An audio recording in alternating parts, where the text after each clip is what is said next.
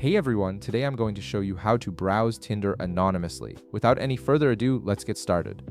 On the bottom of your screen, you'll see several navigation options. Go ahead and click on Profile. This will take you to your personal Tinder profile page where you can access various account settings and customization options. Once you're on your profile page, direct your attention to the upper right corner of the screen. You'll notice a gear icon there which represents the settings menu. Click on this gear icon to open up the settings. This is where you'll find all the advanced features and privacy controls for your Tinder account.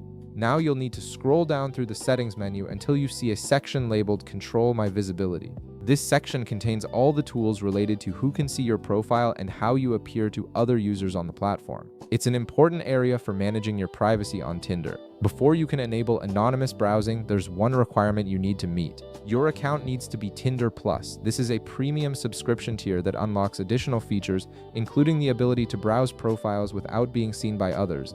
If you haven't upgraded yet, you'll need to do so before proceeding with the next step. Once you've confirmed you have Tinder Plus, look for the option that says Incognito within the Control My Visibility section. Click on Incognito to activate this feature. When you enable Incognito mode, your profile becomes invisible to other users unless you specifically like them first. This means you can browse through profiles freely and only reveal yourself to the people you're actually interested in, giving you complete control over your visibility on the app. And that's it, you've successfully set up anonymous browsing on Tinder, allowing you to explore profiles privately. If this video helped you out, be sure to leave a like, subscribe, and I'll see you in the next one.